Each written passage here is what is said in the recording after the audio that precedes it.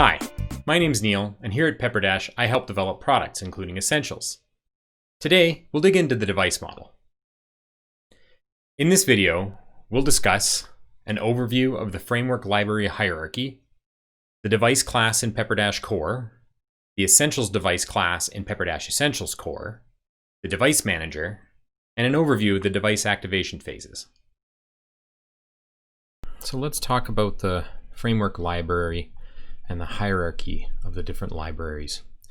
So if we start in the Essentials repository here and we go to the wiki link, this will take us to the documentation that's built into the repository. So down here on the side, I'm going to skip to the Essentials architecture page. And this is going to show us a table and a diagram of the different libraries that comprise the framework. So at the very bottom, the lowest level, is the PepperDash.Core library. So this library is a simple sharp library, so it can be used by Simple Plus modules, and we do use it with Simple Plus modules for things like reading and writing generic JSON configuration. There are classes in there to handle that. More importantly, in the context of Essentials, we use it for a core debug class that does logging and debugging via console.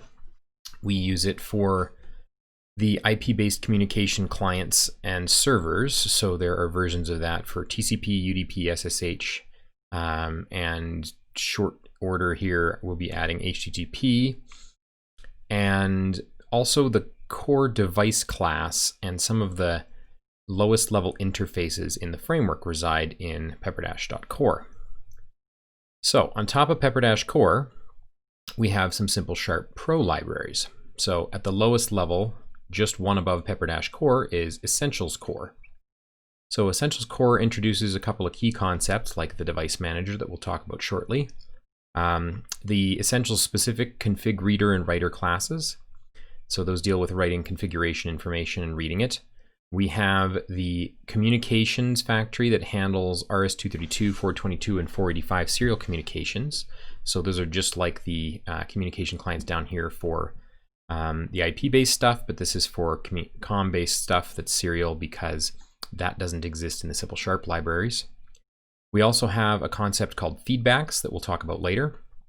We have a global class that is used for storing globally accessible information that's kind of important for everything to know about. And lastly, one of the main important concepts here is all of the routing interfaces and core routing logic resides inside the Essentials Core library. So on top of the Essentials Core library are these pair of libraries here, EssentialsDevice is common and EssentialsDM. EssentialsDM is fairly self-explanatory. It includes all of the classes and controller classes that handle the Crestron DM hardware, anything from the DM chassis, the 8x8 all the way up to the 128x128, all of the DMPS versions with their routing and audio output controllers, as well as all of the DM endpoints, so that's all your transmitter and receivers, and the DM Lite hardware, anything in the HDMD model range. So there's a couple other ones in there, Air Media, but I won't get into the details right now. The EssentialsDevice's common library is the library that handles most of the third-party devices, and it contains most of the abstract base classes for things like video codecs and DSPs. It also contains the specific device classes for the displays and different devices that have support built into Essentials. So things like the Cisco codec class and the Zoom Room codec class are in here, as well as the Samsung and the NEC and the other versions of displays that we support. And currently there is a little bit of some BIAMP DSP classes, but those have actually been moved out into a plugin for easier code management, and a more complete feature set is in the plugin. And on top of those is the Essentials library, which is where the actual application really resides with the control system.cs file. So that's where the control system itself is defined, and the entry point starts the initialize system method. So along with that, there was some app server bridging it has now since been moved out into the plugin, and that logic handled the communication between Essentials and our mobile control app server that handles HTML5 user interfaces. Simple Windows bridging, all of the bridging classes that are accessible for bridging devices between Essentials and Simple Windows. Some of them reside still in the Essentials library at the top level here. Some have been moved down to the Essentials.Core library, and we'll get into that when we talk in more detail about simple bridging. But all of the room logic drivers that handle the built-in business logic for the huddle room type and the huddle room with video conferencing and audio conferencing, as well as the associated user interface drivers for the Smart Graphics UI, they exist at this level too. So the colors in this table represent the borders of the repositories in which this code resides. So all 4 of these libraries reside in the same repository. That's the Essentials repository. The PepperDash.Core library is separate. It's another repository, and it is currently referenced as a submodule in the Essentials repository. That will soon be replaced with a NuGet package, but as of right now, it is still a Git submodule. And then off to the side here, this green column represents what can be done inside plugins. And these plugins can reference anything to the left of them in any of these libraries, as well as they can include their own libraries. You can build on anything that's already in the framework, or you can write your own logic. So below here, there's a little diagram that shows the dependency relationship between the different libraries. I won't get into that right now, but for anybody who's interested, it is documented there. Let's talk a little bit about the device class, and we'll actually get into the first look at the code here. So here we are looking at the PepperDash.Core library. And at the most basic level, these 2 interfaces, iKeyed and iKeyName, are really important. So iKeyed adds a property, a string property called key. And the purpose of this property is to be a unique key that identifies something within Essentials uniquely from all other things in an Essentials runtime. On top of that is the interface iKeyName, which inherits from iKeyed and adds the string property called name. And one of Heath's colorful comments is in there. If you dig through the repository, you can find all kinds of those. This is, mainly meant as a friendly name property, and it can be used for all kinds of purposes, but the intent here is that it's something a little prettier than the unique identifier that is the key. So having talked about the base level interfaces, let's talk about the device class. So here on the left, we're looking at the device class. Pretty much everything in Essentials derives from device.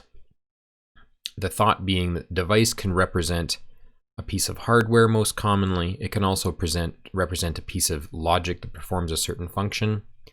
It can represent pretty much anything you want, but by deriving from this device class, we inherit a bunch of useful properties. So obviously in the case of implementing iKeyName, we have the key in the name, and we have a couple other ones. I won't talk about all of them in detail. But the most important parts of it that we inherit are the activation logic. So one of the things that ends up happening in a configuration-driven framework like this is when we instantiate devices, those devices, whether or not they're native Crestron devices or whether they are third-party devices, usually have some element of work to get ready to be used. And so we have a concept of a device activation cycle, and we will get a little bit into the detail of that later in the video. But suffice to say for now that we have some pre-activation actions and some post-activation actions that can be added into the devices by the device itself or by other bits of logic to basically tell the device what needs to happen when the device is activated for it to become fully ready to be used by the application and interact with other things in the application. So without going into further detail at this point, basically what happens is we end up with a pre-activate step, an activate step, and a post-activate step. And as we go forward, we'll talk about what might happen in those steps. But this is really the extent of the device class for our purposes today.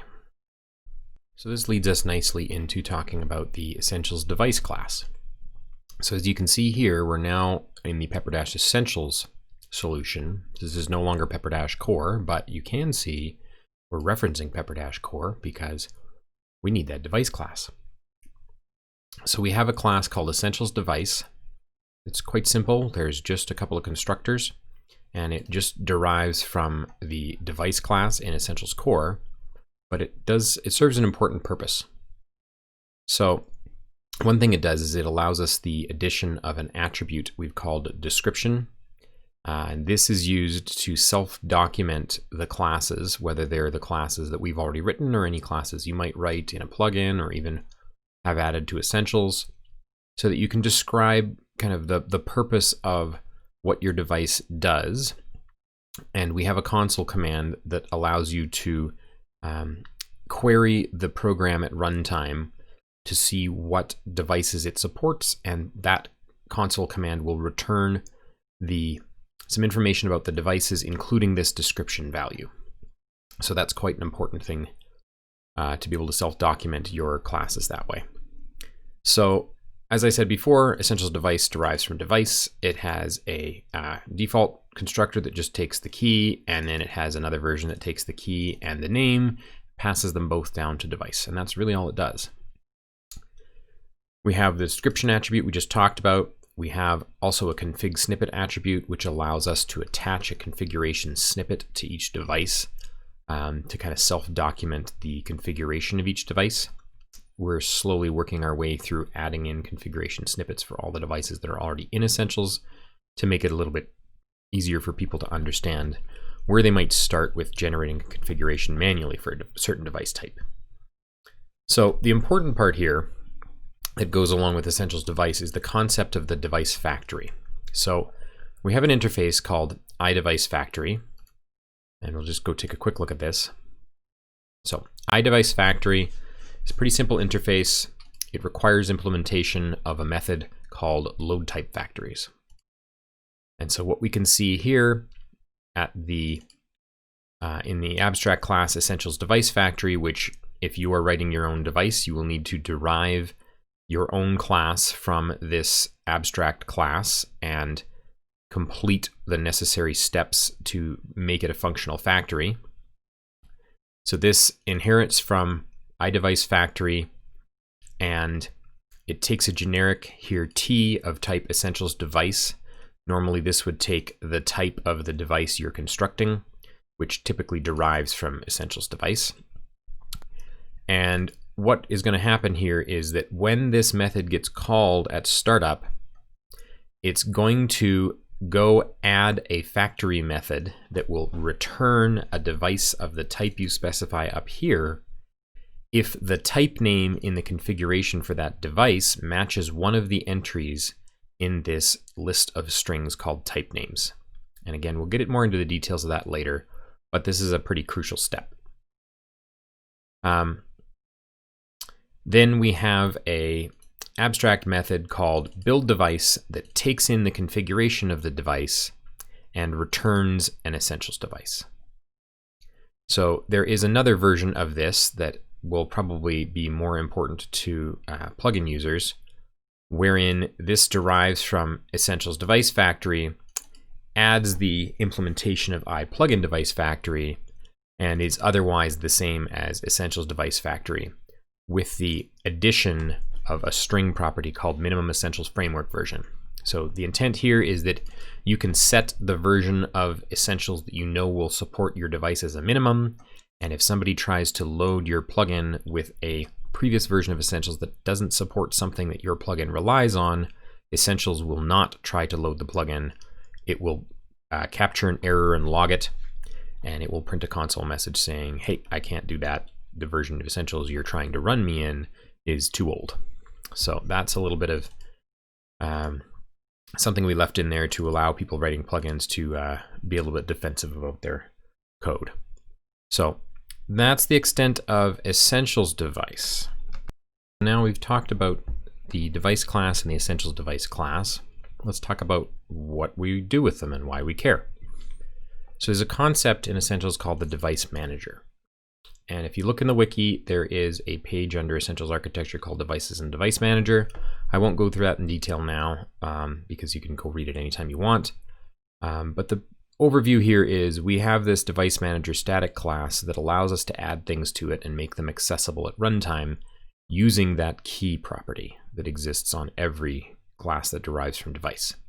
So some of the kinds of things we might stick in the device manager are classes that represent rooms or sources or codecs or any other kind of hardware device, even classes that represent communication ports like an IR port or a COM port or a TCP or SSH client, occupancy sensors, relay-driven devices, virtual logic devices that control something but don't actually represent something physical in the real world, and even things like a fusion connector that connects a room to fusion.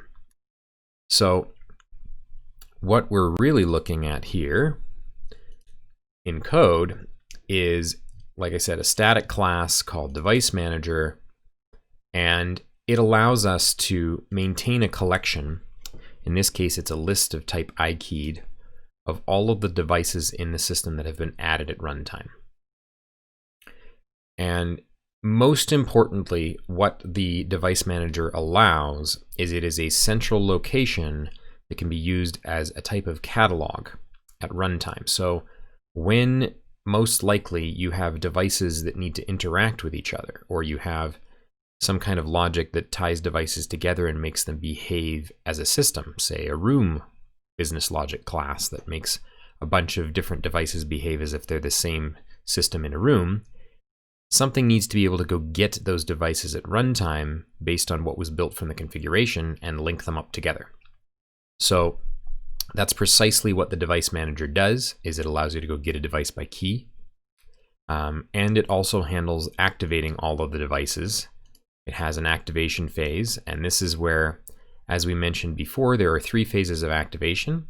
So what will happen is when the system starts and the configuration has been completely read and all of the devices instantiated and constructed, then this activate all method will be called in the control system class, and we will iterate through all the devices in the system, and we will first call any and all pre-activate actions on the device.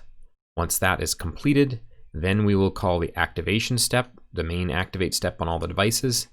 And then lastly, we will iterate through again and we'll call any post-activation actions on the device. So what we've talked about so far is activating all the devices and being able to get them from the device manager as the central catalog or repository of devices. But there's another important feature of this, which is we can also use the device manager as a means to debug in real time. So we have a series of console commands, and I won't demonstrate them right now, but I'll talk a little bit about the important ones here. So we have some console commands called dev props and dev methods. So what that will do is when you send that console command with an associated device key, it will return all of the public properties on that class instance and all of their values. And dev methods will do the same, but it will return all of the public methods with their method signatures. And probably most importantly is dev list, which will list all of the devices currently loaded at runtime with their keys and names. And the really fun one is called dev JSON. We will be adding another one that will deprecate this dev JSON and replace it, called dev invoke, that will add a little bit of functionality. But dev JSON as it is quite powerful in that it allows you to call any of the methods that would be returned in a dev methods command and pass in any of the arguments that they support. So for example, if I have a display class and I want to be able to test whether or not my input switching commands work, and I have a method on my device class called set input HDMI1, I can use this dev JSON console command to call that method from console, and I can pass in any arguments that that method might take if required. So that's the high level of what the device manager represents. Obviously, there's a lot more it can do, but that's where we'll leave it for the time being. So let's go into a little bit more detail about the device activation cycle that happens when the device manager activates all the devices. So in the wiki here, there is a page called Activation Pages, which is underneath Essentials Architecture. I won't go into too much detail of this page because you can come here and read it anytime you want, but as we've said before, there are 3 phases. There's pre-activation, activation, and post-activation. Now, pre-activation, as it says here, is rarely used. It's basically there as a mechanism in case you need it. There's only one instance in all of Essentials currently where it's used, and it's a bit esoteric, so we won't get into the details. The main activation phase is where you do something that is required for that class to be made available to other devices later, but doesn't depend on any other devices in the system. This is where you can execute any logic that is self-contained within that class for it to do its business. One example of that, if I switch over to code window here, is in the case of we have a class called Crestron Generic Base Device, which all of the Crestron hardware wrapper classes derive from, because it handles all the fun stuff like telling us whether or not the device is online via CrestNet or IP ID, whether or not it's registered to the control system, and all this kind of fun stuff. But mainly, one of the things you always want to do with any kind of native Crestron device is you want to register it with the control system if that's required. So here you can see there is a method on this Crestron Generic Base Device class called Custom Activate, which is an override because it exists in the device class. And what we're doing here is when Custom Activate gets called, we're going to attempt to register the device to the processor if necessary. We're going to do a little bit of other business, and we're going to do things like we're going to subscribe to the online status change event on the actual Crestron hardware class. Now, this could be some Crestron device like an occupancy sensor, it could be an Ethernet device like a touch panel or a DM endpoint, or whatever it may be. And we're also going to start the communication monitor class, which is a class that is existing on this base class for the purposes of maintaining whether or not we are talking to the device at any given point. So this is, a common activation step.